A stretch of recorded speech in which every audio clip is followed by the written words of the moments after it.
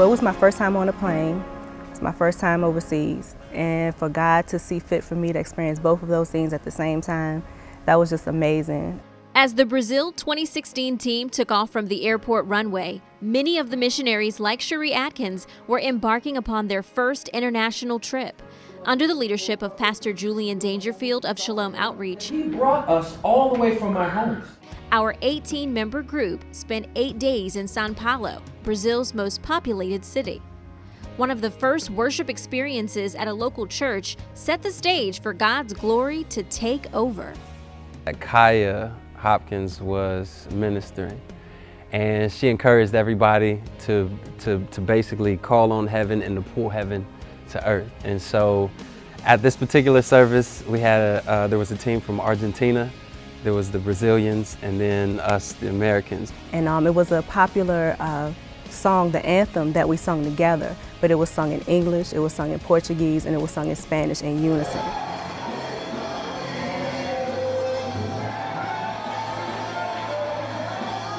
I mean, it was amazing. That's probably the closest experience I've had to heaven on earth. That atmosphere of free worship ushered in a powerful display of ministry gifts among the team. In fact, many new gifts were birthed in Brazil. Isaiah Morse, who works behind the scenes at Mt.Gilead, suddenly found himself ministering through mime for the very first time. It took me to another level in another place. And it's like I blacked out in the spirit when I started miming. And it was just me and God in the room. Felicia, she had to preach. And she said she doesn't like being in a spotlight neither. And she preached for the first time ever. And that was amazing. The dancers flowed in a different way that I've never seen before. Taryn and Marissa, I've never seen them dance here at Mount Gilead before, but they danced together on the mission field, and they had like seconds literally to come up with something, and they just flowed just so seamlessly together as they danced. And Kaya, like I had never heard her preach before. We're gonna send out this roar to heaven. But when she preached, it was just so powerful. It was with such boldness and conviction, like it really, really inspired me. During the day, the team ministered outside the church walls, taking food, clothes, and the love of Jesus Christ to people in the streets. The group was split in half, and half the group went to the slums, and the other half went to a halfway house. And that was really, really a special experience for me, because the halfway house was for former drug addicts and former people that were also homeless. Me formerly having a history of drug abuse and things of that nature, just seeing their passion and their fire and their love for God, it just really, really took me back to that place where, wow, God, you really brought this thing full circle for me. You delivered me, you saved me, and then you took me to a place to show me people who battle with the same things, probably to a more extreme measure. And their passion for you was just like outstanding. So that really, really provoked me to just even go deeper in my relationship with God, and just to be more passionate about it and be more open about, what He's done for me.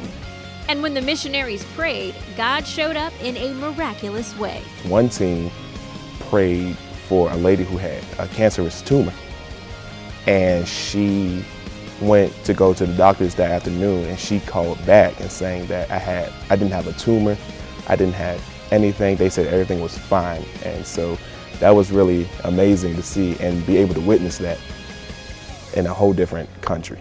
So at the orphanage, there was this little girl. Her name was Gabriele, and she looked like she was about 3 or 4 years old, but she wasn't playing with anybody, and she wouldn't accept our love towards her. So we prayed for her individually that she would just be able to enjoy the people around her and smile and have fun. And that's exactly what she started doing. Right after we finished praying for her, she started playing on the playground and just having a really good time. And that really touched me, especially for God to just do it just like that. Like, it really blessed me.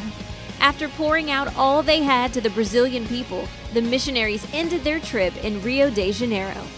Rio was fun. I got to see Christ Redeemer for the first time ever. I obviously seen it on TV, and you just think it's a big old statue, but it's like 1,000 people over there taking pictures and just having fun. I had actually had the Christ the Redeemer statue as the lock screen on my phone for over 2 years. And one thing I kept saying to myself and just speaking in the Spirit was Brazil 2016, Brazil 2016. And so I was surprised, yet at the same time, I felt like, you know, it's coming, it's coming. So I just really thank God for even just having the opportunity to go, not to mention it was debt-free. I've never heard of, seen a church that pays all expenses for these type of trips. Something as simple as filling out the form, submitting it, and your name gets called and you're able to go around the world and preach the gospel. So that's an amazing thing. So I'm appreciative to Bishop Robinson and co-pastor. My perspective of God has changed. I see him as bigger.